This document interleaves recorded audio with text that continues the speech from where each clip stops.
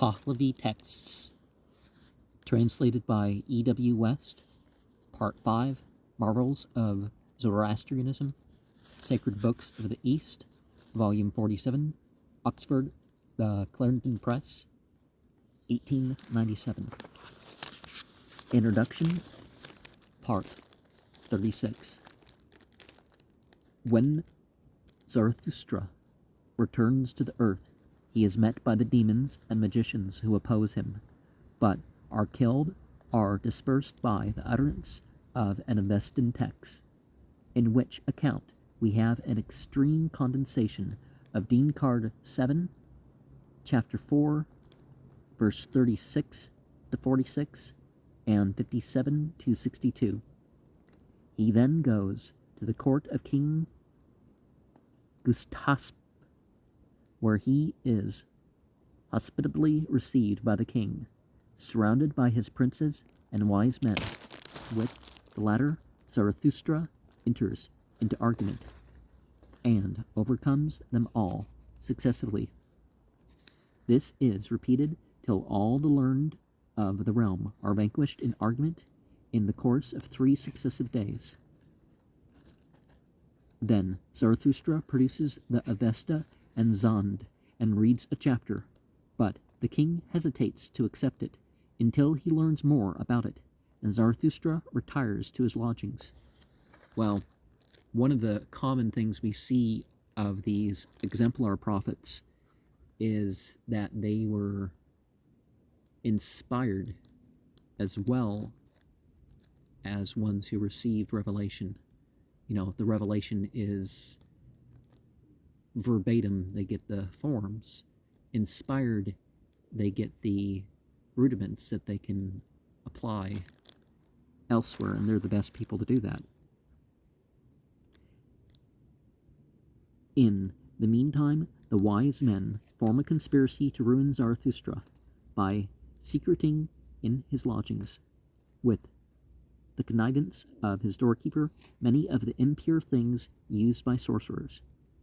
The next day, while the king and Zarathustra are examining the Avesta, the wise men denounce Zarathustra as a sorcerer. His lodgings are searched, and the impurities are brought to the king, who becomes angry and commits Zarathustra to prison. Now, the king had a magnificent black horse, and when Zarathustra had been a week in prison, this horse fell sick and was found with its 4 feet drawn up to its belly. When the king was informed, he summoned his wise men, but they could suggest no remedy. So the king and all his people remained fasting all day and lamenting, and the jailer forgot to take any food to Zarathustra till the evening, when he told Zarathustra about the state of the black horse. Zarathustra requested the jailer to inform the king that he could cure the horse and the king. On hearing this, the next day releases Zarathustra, who undertakes to restore the horse's limbs to their natural state. On receiving 4 solemn promises, one for the cure of each leg, 3 of these promises are that the king, his son is Fendyar, which is the same as Spendad, and the queen should each undertake to accept his religion and never forsake it. And the 4th promise is that the false accusation of sorcery made by the wise men should be investigated. After each promise, Zarathustra prays vehemently, and each limb is restored to use, while on the confession of Zarathustra's doorkeeper, the wise men are convicted of fraudulent deceit and are sent to execution. The Persian version is here a highly embellished paraphrase of Dean Card 7, 4, 64 to 70, especially in the horse episode. King Gustasp next asks Zarathustra to pray for information as to the king's future position in the other world, also that he may become invulnerable, omniscient as to worldly affairs, and immortal. But Zarathustra tells him that he must be satisfied with the first wish for himself, and the remaining 3 for other persons. The next day, While the king is sitting in court with Zarathustra present, the horsemen arrive, who are the archangels Bahman and Ardabahist, with the spirits of the Kurdad and Gustasp fires. They are sent to testify to the truth of Zarathustra's mission and to urge the king to accept the religion. This he does, and they then depart, while Zarathustra informs the king that his 4 wishes will be granted, as he will soon see. For some of these details, see Dean card 74 to 82. And we see in some of the Vedic text as well that there are different kinds of sacred fire and different classes of beings sometimes associated with those sacred fires. Zarathustra then performs the Darun ceremony, having provided wine, perfume, milk, and a pomegranate. After reciting prayers from the Avesta, he gives the wine to the king to drink, who then falls into a trance and sees his own future position in heaven, and those of others. His son Peshotan receives the milk, which makes him immortal. The perfume or incense is given to Gamasp, who obtains knowledge of all events till the resurrection, and Isfendyar, the warlike son of Gustasp, eats 1 grain of the pomegranate and becomes invulnerable. The Pahlavi versions are silent about the king's 4 wishes and their fulfillment, except such hints as may be conveyed in Dean card 7, chapter 4, verses 84 to 86. Afterwards, Z reads the Avesta to the king and comments upon it, concluding with praises of the Creator. To this narrative, Zarathustra Bahram adds a further episode of Zarathustra, asking for immortality. Now, Zarathustra is Zarathustra, but whenever it says Z, I'm probably going to switch to the Avestan, right? At the time when he went with Bahman to confer with the Creator, his request is refused, but the Creator gives him a drop of liquid to drink, like honey, and he sees everything in both worlds, as in a vision. When he wakes up, he relates what he saw in heaven and hell, and also describes a tree with 7 branches of gold, silver, copper, brass, lead, steel, and mixed iron, respectively, overshadowing the world.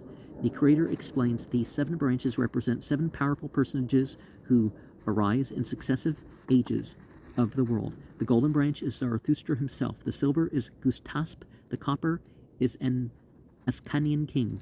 The brass is Ardashir, the Sasanian. The lead is King Bahram.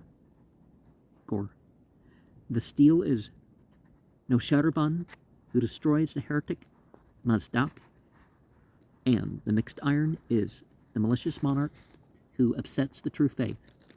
Then follow many details of the lamentable exile which then occur, and when Hazaras appear, the condition of Iran becomes still worse, as described in Yit 2 and 3, until the arrival of King Bahram the Hamavand from India, and Peshotan from Kangdes, who restores the Iranian monarchy and religion. The Hazaras, especially belonging to the latter millenniums, probably meaning the people who were expected to make the most of the last 2 centuries intolerably wicked. And this thing about the wine and the milk and the juice, the unpressed juice thing, Muhammad was shown a dream, he's taken in vision, and he was offered of the 2. Now, everything is permissible in paradise, right, and it doesn't have the ill effects, but he chose the milk, and so thus his nation, and in this context, it's the one that survives the rest of humanity. It's the idea. in that system. This additional narrative is evidently a paraphrase of the Pahlavi Bahman Yast, translated in Sacred Books of the East, Volume 5, page 191 to 235, and that Pahlavi text appears to be merely an enlarged edition of Bargard 7 of the Sudkar Nask, of which a short summary is given in Dean Card 9-8. From the foregoing epitome of the Persian Zarathustra Nama, it will be evident that its author's information was a combination of the statements still surviving in Dean Card 7 and Zinspad 12-23, so far as they suited his fancy and convenience. Many statements are omitted, others either condensed or greatly elaborated, but very few novelties can be detected, excepting such as are clearly due to the writer's own imagination. Whether any small residuum of these novelties can be attributed to other sources than the Persian writer's fancy must remain doubtful until some older authority for such details is discovered. With regard to Zarathustra's vision of heaven and hell, which is mentioned in Zarathustra Bahram's final episode, his immediate informant would certainly get 2:11-13, but the original authority was the Spend Nask,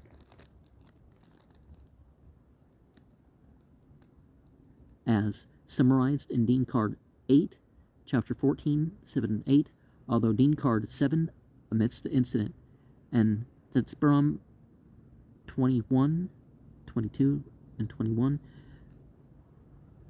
merely mentions the bodily appearance of the omniscient wisdom without referring to Zarathustra's vision.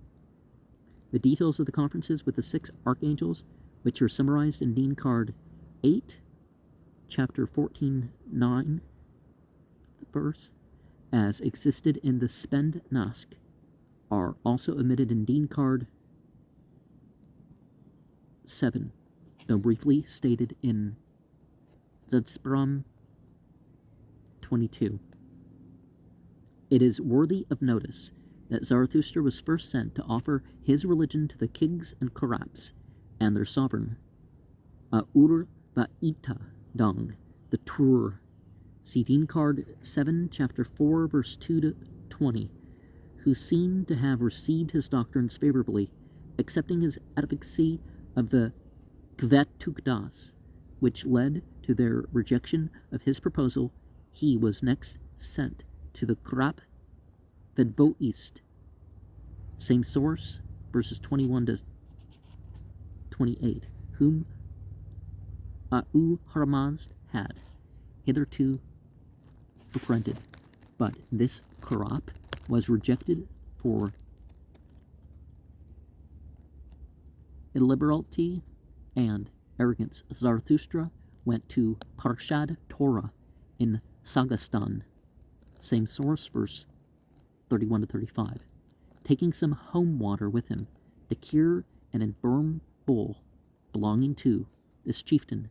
As soon as the latter had accepted the religion in public, the chieftain assented to the religion, though only privately, but this was sufficient to obtain the cure of his bull. It was only after these 3 trials that the conversation of King Vistasp was attempted.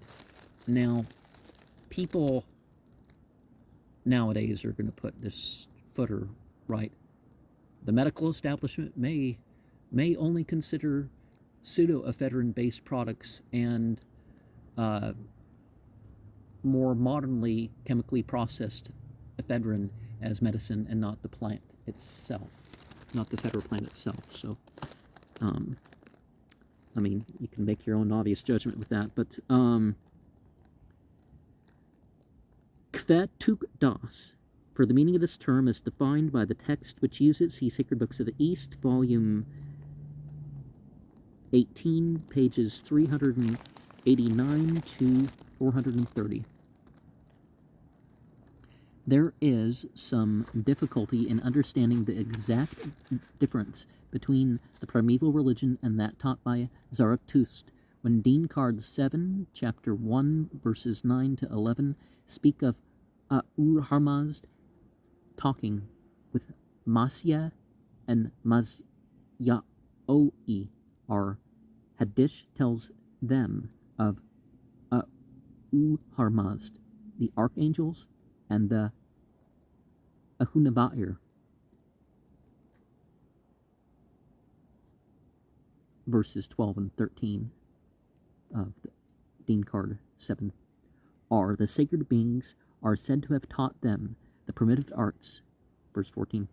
We are told of the existence of demons in the times of Hoshang and Takmorup. Verses 18 and 19. Are of Asha Vahisto in the time of King Pataksrobo. Verse 34. It may be urged that the mention of these beings in connection with the men of those times is no proof that their existence was known then, because it only shows that the old writers, being satisfied that these beings existed in their own time and were immortal, only logically assumed that they must have existed in former times, the really weak point in their argument being the assumption of the existence of such beings in their own time. Safer conclusions may be formed by noticing the dogmas that Zarathustra most strongly advocates and reprobates.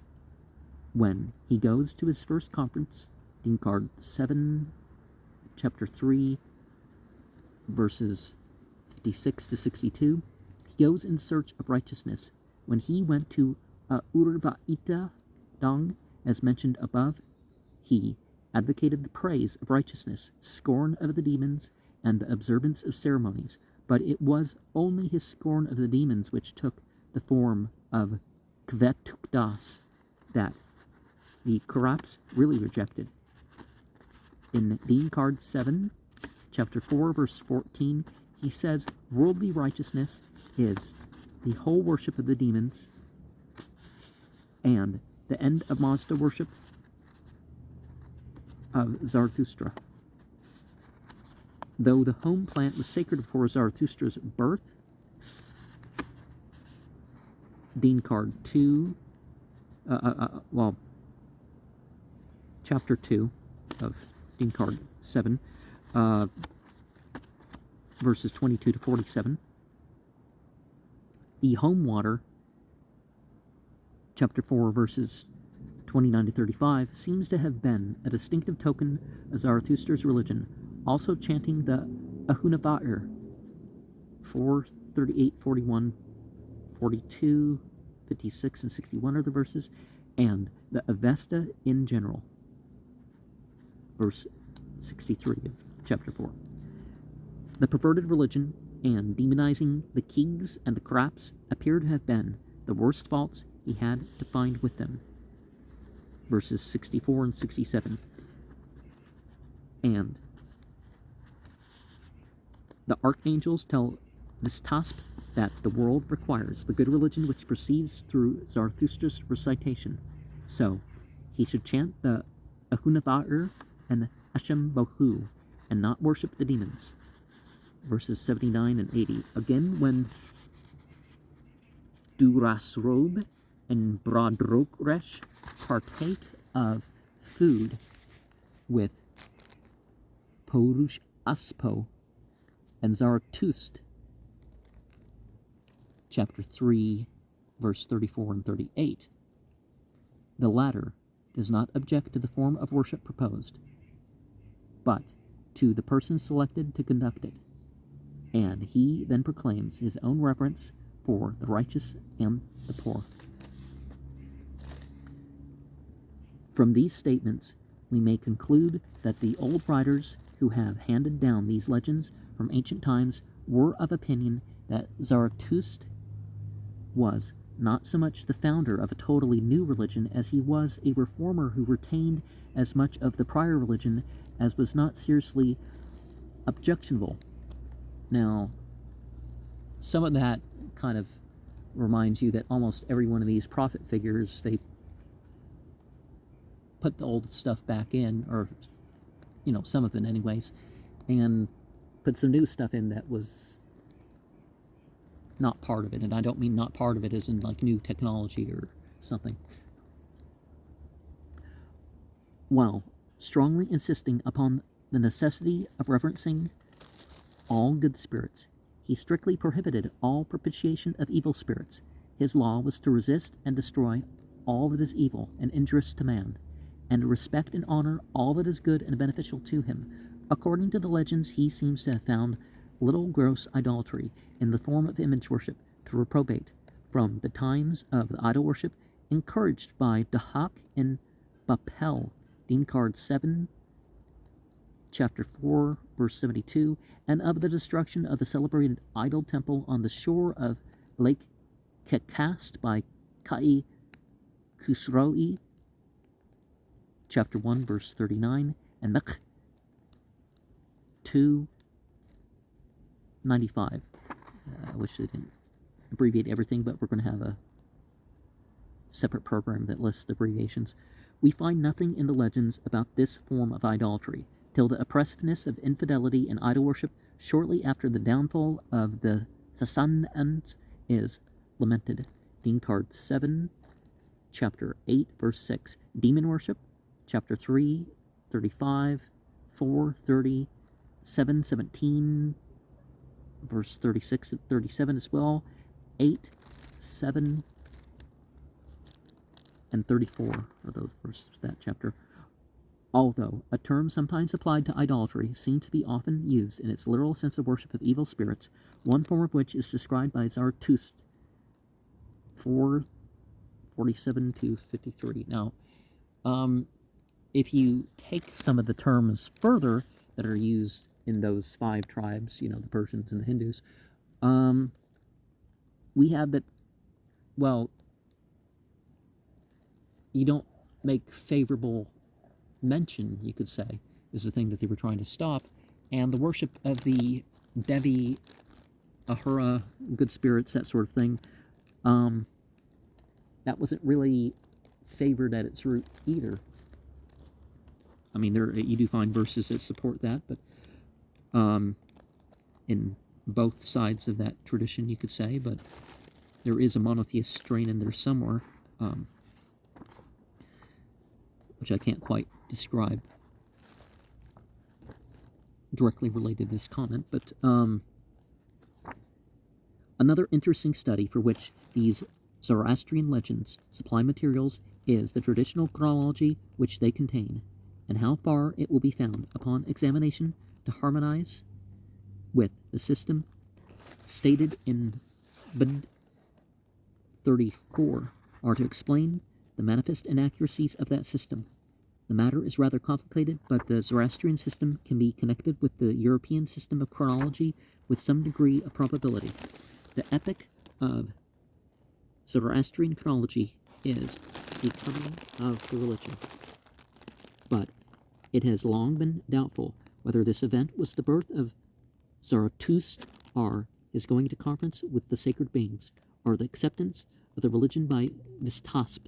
Any doubt, however, as to the meaning of the phrase has now been removed by the statement in Dean Card 7, chapter 8, verse 51, that the first century of the religion is that from the time of when Zarathustra came forth to his conference, which event happened when he was 30 years old. Chapter 3, verses 51, 60, and 62. It is also stated in Bundahist 34:7 that Vistasp reigned 30 years before the coming of the religion, that is, before Zarathustra went to his conference. From these data, it is evident that the traditional Zoroastrian chronology makes the birth of Zarathustra coincide with the accession of Vistasp. The nearest date to these events, which is well defined in both the Zoroastrian and European systems of chronology, is that the death of Alexander near midsummer in 323 BCE, which Bundahist 34, 7, and 8 places 972 years after the coming of the religion, that is, after the 30th year of Vistasp's reign. And if this were the first year of the religion, the death of Alexander must have occurred in its 230th 373rd year, according to the Bundahis. But this has to be reconciled with the statement in Letzberam 23:12 that after its 300th year, the religion is disturbed and the monarchy is tested, which statement is expressed or definitely by Avesta 1:2-6, but asserts that the religion remained in purity for 300 years. And so if we say the Avesta language was 1700 BCE, perhaps it's about 2000 BCE that the things actually came down. Because as much as we can tie things to a monarchy, we can actually see proof that that's that monarchy was a restoration period. And before that, we can even say the Magian period was a restoration period as well. But then Alexander came to Iran and destroyed the monarchy. If these statements be accepted literally, they imply that Alexander invaded Iran either in the 300th year of the religion or shortly after that date, but certainly not before it. We cannot place Alexander's invasion of Iran itself at a later date than the Battle of Gaugamela, 331 BCE. And if this were the 300th year of the religion, the death of Alexander, BCE 323, must have occurred in its 308th instead of its 273rd year, and the coming of the religion would have be put back 35 years. This may be done with some plausibility by assuming an omission of 35 years between the reigns of Huma'i and Dara'i, where the Bundahis passes from traditional to historical personages. Alexander's invasion must also have been a good and sufficient reason for the dissolution of the 100 discipledom, or priestly college, established by Seno, which lasted only till the 300th year, as in Zedspram 23:11 informs us. So see, that whole part of putting it at a later date may have been to preserve the conservatorship, because the conservatives knew they only went back so far, so saying that this was when the prophet handed it off.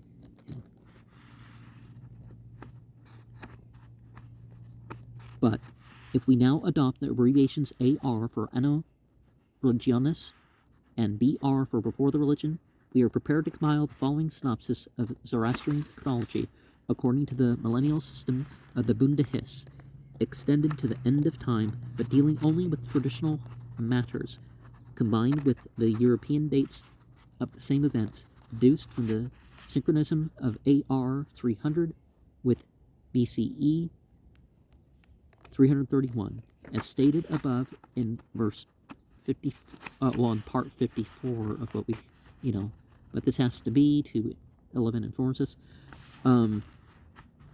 BR 9000 BCE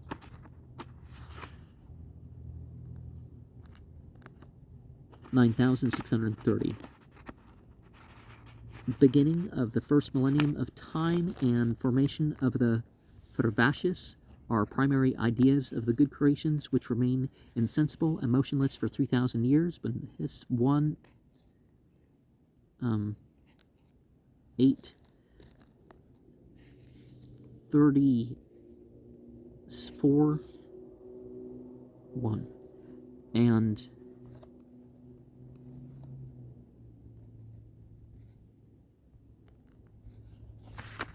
Fervashis, okay. 6000 BCE, 6630. 6630 BCE is 6000 before religion. Beginning of the fourth millennium, when the spiritual body of Zarathustra is framed together and remains 3,000 years with the archangels, Dean card 7, chapter 2, verses 15 and 16, while the primeval man and ox exist undisturbed in the world, because the evil spirit is confounded and powerless.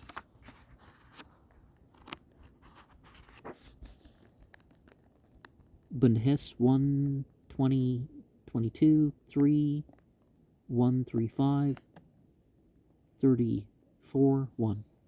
Before religion 3000, or BCE 3630, beginning of the 7th millennium, when the evil spirit rushes into the creation on New Year's Day, destroys the primeval ox, and distresses Geomard. Into the creation on New Year's Day, and destroys the primeval ox, and distresses Geomard, the primeval man. Bundhis 1, 23, 10 to 20, 24, 27, 34, 2. Zarathustra appears to remain with the archangels for 2,969 years longer. Now, it could be that this beginning of the first millennium of time is when Zarathustra was from, but this period is actually far more likely to be it, the age of Taurus.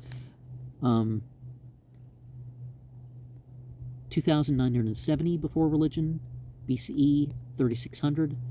Geomard passes away, Bundhis 3, 21 to 23, 34, 2. 2,930 before religion, BCE 3560. Masya and Masyaoi had grown up, Bundhis 15, 2, 34, 3. 2,787 BCE 3417. Accession of Hoshang, Bundhis 34, 3. 2,747 BCE, 2,747 BR, BCE 3377. Accession of Takmorup, Bundhis 34, 4. 2717 BR, BCE 3347 BC. Accession of Gim, also verse 4. 2000 BR, BC 2630. Beginning of the 8th millennium, accession of Dahak, same source, verse 4 and 5. 1000 before the religion, BCE 1630. Beginning of the 9th millennium, accession of Fredun. 500 BR, BCE 1130. Accession of Menoskihar, Bundhis 34, verse 6. 428 BR, BCE 1058. Spendermad comes to Menoskihar at the time of Frasiad's irrigation works. That's Sparam 12, verse 3 to 6. The manuscript have BR 528, but to bring this date into the reign of Menoskihar would be inconsistent with the millennial arrangement. Well, the millennial arrangement might be more symbolic than literal, but while to assume a clerical error of 1 century is a proper explanation, as it makes the date more consistent with the allusion to Frasiav, whose irrigation works mentioned in Bundhis 20:34 and 21:6 must have been carried out in the latter part of Menoskihar's reign. And of course, we see on the other side the mirroring of the 9,000 as well. So 9,000 towards the Great Establishment, and then 9,000 after. 380 BR, BCE 1010. Accession of Au Zobo, Bundhis 34, verse 6. 375 BR, BCE 1005. Accession of Ka'i Kobad, Bundhis 34, verses 6 and 7. 360 BR, BCE 990. Accession of Ka'us, Bundahis 34:7. 300 BR BC 930. Zarathustra first mentioned by the ox that Stricto killed. Zedspram 12 verses 7 to 20. 210 BR BCE 840. Accession of Ka'e Khusroi Bundahis 34 verse 7. 150 BR BCE 780. Accession of Ka'i Loha Rasp Bundahis 34:7. 45 BR 675 BCE. The glory descends from heaven at the birth of Dukdak. Zesprarum 13:1.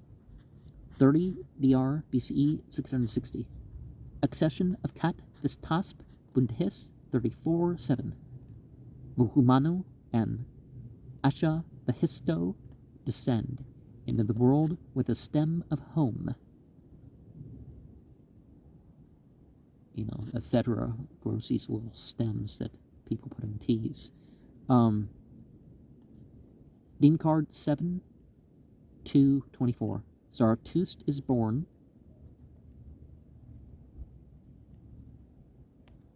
5-1. Before religion 23 BCE 653. Zarathustra is 7 years old when two Kraps visit his father, and Durasrobo dies. Dean card 7, 3, 32, 34, and 45. 15 BR BCE 645. Zarathustra is 15 years old when he and his 4 brothers ask for their shares of the family property. That's Brahm 21. 10 BR BCE 640. Zarathustra leaves home at the age of 20. Zedspram 20, verse 7. Year of the Religion 1, BCE 630. Beginning of the 10th millennium, Zarathustra goes forth to his conference with the sacred beings on the 45th day of the 31st year of Vistasp's reign. Dean card 7, chapter 3, verses 51 to 62, 8, verse 51, Zedspram 21, 1 to 4. Year 3, AR, BCE 628. Zarathustra returns from his first conference in 2 years and preaches to Urvaita Dang and the Kraps without success. Dean card 7, chapter 4, verse 2 to 20. 11 AR, BCE 620. After his 7th conference in the 10th year, he goes to Visthap. Medyoma is converted.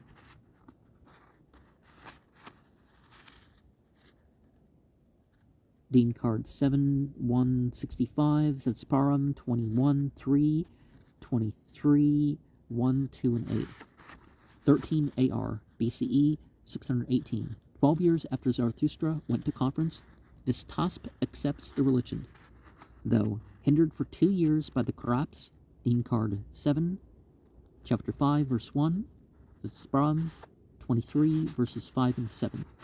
20 AR, BCE 611, a Kavig, son of Kunda, is converted. Sparam 23, verse 8. 30 AR, BCE 601. Defeat of Argasp and his Kilns. 40 AR, BCE 591. Bohunem is born. About this time, the Avesta is written by Gamasp from the teaching of Zarathustra. Dean card 4, 21, 5, 3, 4, 7, 5, 11. 3, 7, 48 AR, BCE 583. Zarathustra passes away or is killed, aged 77 years and 40 days, on the 41st day of the year. Dean card 5, 3, 2, 7, 5, 1, Zedsparum 23, 9. 58 AR, BCE 573. Arrival of the religion is known in all regions. Dean card 7, chapter 6, verse 12. And Islam confirms this as well, is that there was a prophet who taught the religion to the Persians, and and we see that it was spread so much throughout Eurasia that despite the priestly editions and stuff like this, there was a certain level of guidance available from it to, pretty much anyone. 63 AR, BCE, 568. Frasho Star passes away, Zedsparum 2310. 64 AR, BCE, 567. Gamasp passes away.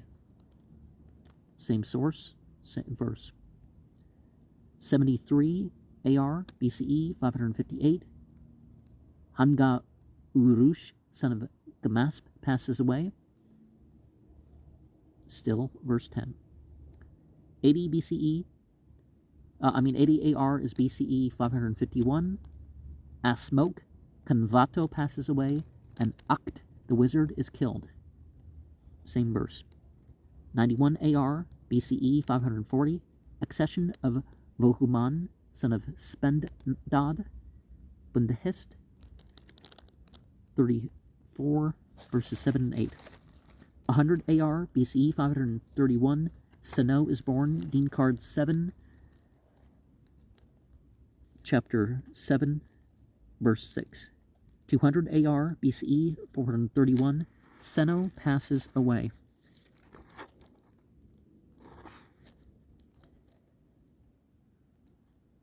Same source, and Zedsparum 23:11. 203 AR is BC 428. Accession of Humai, Bundahist 34:8. Here ends the fragment of the old millennial system as preserved in the Bundahist, which omits 35 years in this place, as explained in note 54, which from note 55. With the effect of postponing the end of the millennium, it then proceeds to finish the chronology in its own fashion, mentioning only 3 historical names, which are here added, the 35 omitted years being also inserted. AR 268 BCE 363. Accession of Darai 280 AR 351 BCE. Accession of Darai, descendant of Darai, Darius.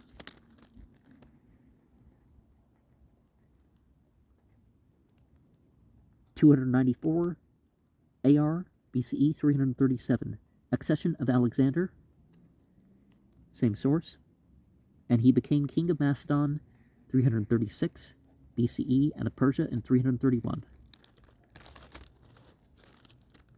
300 AR BCE 331.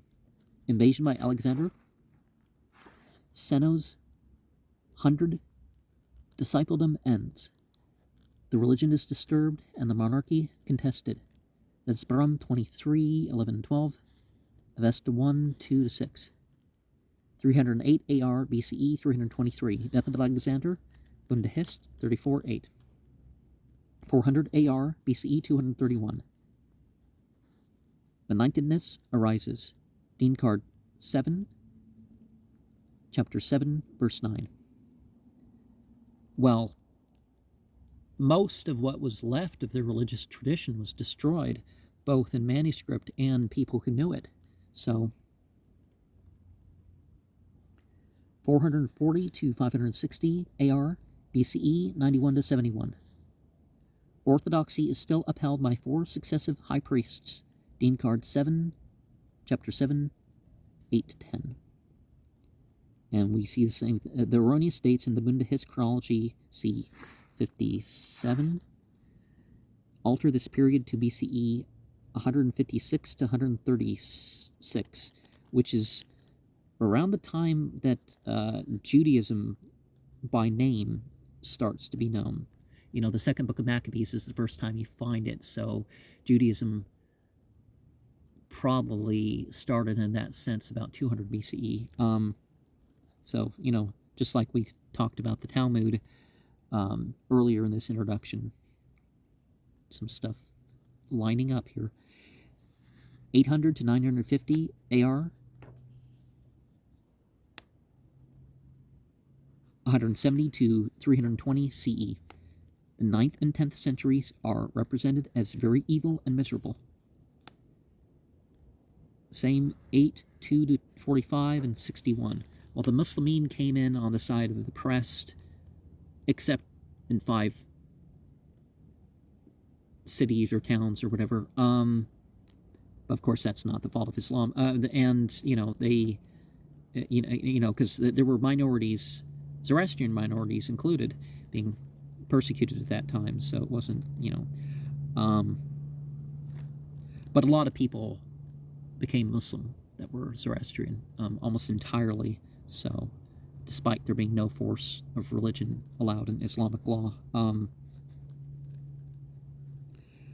971 AR, 341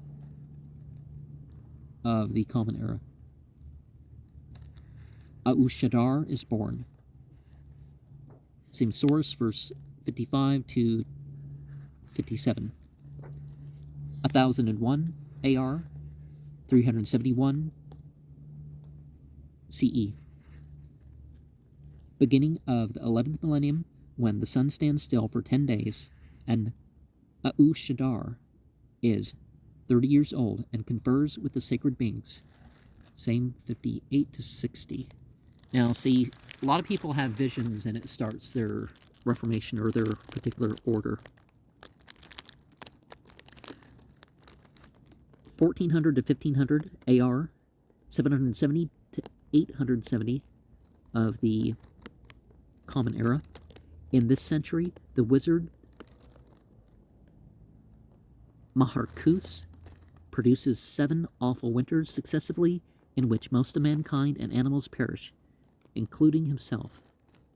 Same source, 9:3. I think that could be things being mixed up, but some people, their magic aligns with nature. It's not necessarily that they cursed humanity into whatever was going to happen, but because there were many ice ages and real ice ages that stuff is put through. But 1971 AR, 1341 CE. Aushadar Mah is born. Same source, verses 18 to 20.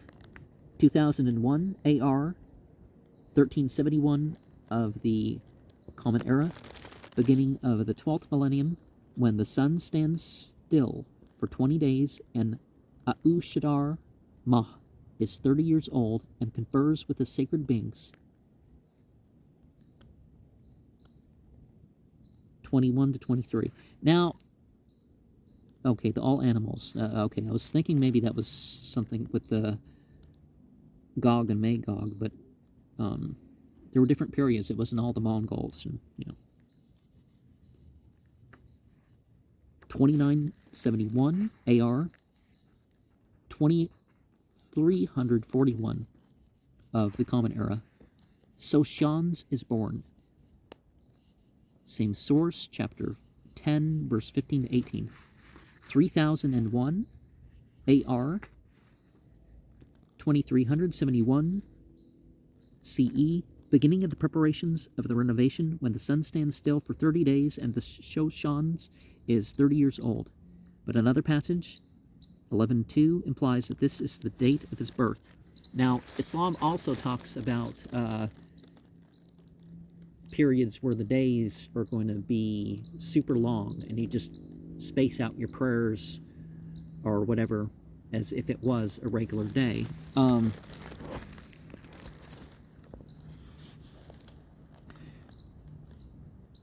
the erroneous dates in the... Okay. 3028 AR. 2398 of the Common Era. The renovation of the universe occurs at the end of the 57th year of Soshans. Same source, verse 4 and 7. And we must suppose that the millennial chronology, which the Bundahist discontinues in the middle of the 10th millennium, was originally completed to the end of time as attempted in the synopsis, in accordance with the statements in Biat and Dinkard, but the allusions to future events and denunciations of coming evils were no doubt of a mythological or general character, such as those still surviving in Dinkard 7, chapter 7, verse 29 to 32, chapter 8, 40 to 41, 44 to 46, 48 to 60, and chapters 9 to 11. Whenever we meet with seemingly prophetic descriptions and denunciations which clearly allude to historical events such as those in Dinkard 7, chapter 7, verses 3 to 28, chapter 8, verses 2, 10, 23, 32 to 36, 42, 43, 47, 61, they must, of course, be treated as interpolations of a later date than the events themselves, and there are several passages that may belong to either class. Well, it can be true in a different sense, but there are prophetic things stated historically that they didn't quite, okay, what is this? And then it comes true. So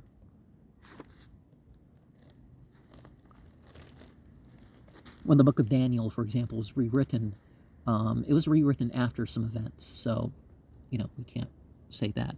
Of course, that figure was known 1,000 years before, so, but, it has already been shown in 54, now this is part 57 of the introduction, that the death of Alexander, which the Bundahist places in AR 273, must have occurred in AR 308, according to other traditional records. If this error of 35 years stood alone, it might be considered accidental, but when we find that the Bundahist supplies only 284 years for the Ascanians to fill up the whole interval of 548 years between Alexander and Ardashir, son of Papak, we must conclude that these two errors were intended for the purpose which they both fulfill, that of postponing the end of the 10th millennium. On the other hand, the Sasanians, who ruled for 425 years, are allowed 460 years in the Bundahist, which just counterbalances the 35 years omitted after the time of Huma'i. This third error may be considered unintentional, as it probably arose from counting the year of each succession twice over, first in the reign of the deceased king and again in that of his successor. The extent to which the Bundahist chronology is distorted by these three errors, it will be better understood on the inspection of the following tabular statement than from any description of the results, merely observing that the year of the religion AR is given according to Bundahist dates in the first column, and according to real dates in the second. Several intermediate events have been inserted for the sake of illustration, and each of their Bundahist dates accordingly includes its proper proportion of the errors. The base of calculation is the real dates of each event and real century, but the Bundahist date of each Bundahist century, the only Bundahist data, are 284 years from the death of Alexander to the accession of Ardashir, and 460 years after the latter to the death of Yazdakard III, as stated in 57. Now, okay, I'm going to stop right there. The real dates, according to chronology, are the real dates. According to a particular calendar. Now, some things may be not correctly listed in a particular place, and I would, I'd refer to Pharaohs and Kings. Who wrote that? There was a like big documentary connected to that book too, where the guy was a fundamentalist, but he was a fundamentalist as in he tried to go to the sources of Egyptian and Semitic origin to find out the truth behind the Exodus and some, biblical stuff. So he thought the truth relied in the combining or something between those facts. So I thought that would make more sense. The Bundahist date, AR 265, which might be AR 300, invasion by Alexander, BCE 331, Bundahist date 331. AR 273 might be 308, death of Alexander, 323 is the BCE dates. Bundahist 321, which might be 400 AR, which might be 400, are 231, which Bundahist giving 275. 400 AR, 553, probably AR. Bundahist date of AR 400 in BCE 78, but the Bundahist gives it 196. The Bundahist 528, 800 AR, probably actuality. The real date of AR 800, 170 of the Common Era. The Bundahist makes like it's 68. Well, a lot of the church dates kind of get things way off. Like something happened, but it's usually, they act like something happened 160, but it really happened before the Gospels were written or something like that,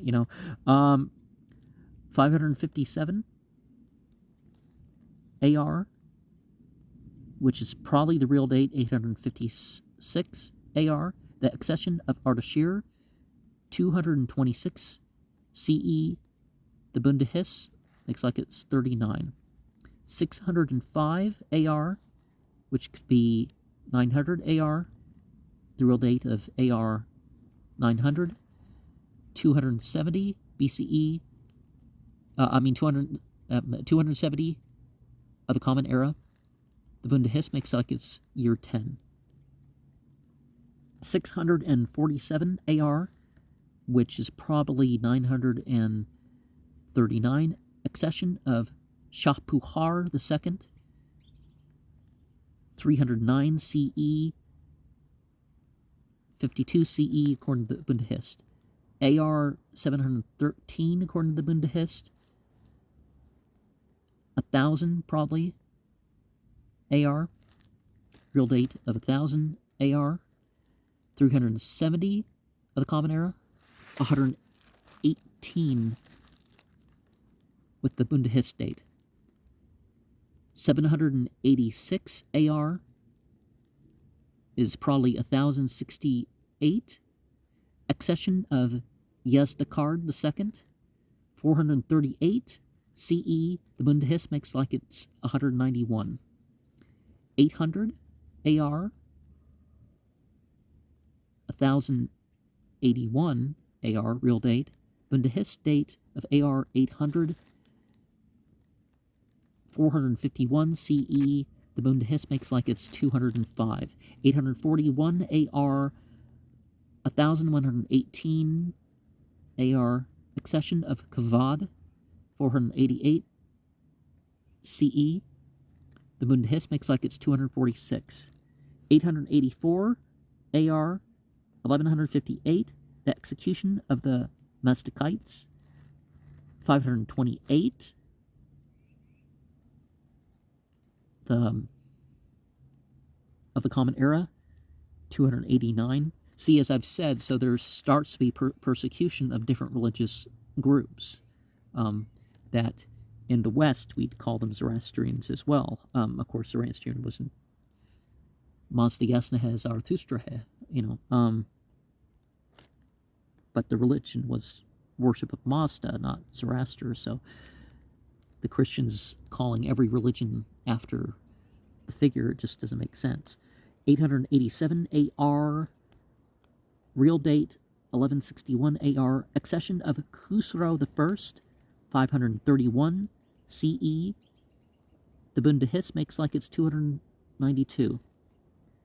90 AR, real date 1173 AR, Bundahis date of AR 900, 543 CE, and Bundahis makes like it's 305 CE. 951, 1220, the AR real date, the accession of Khusro II, 590 CE.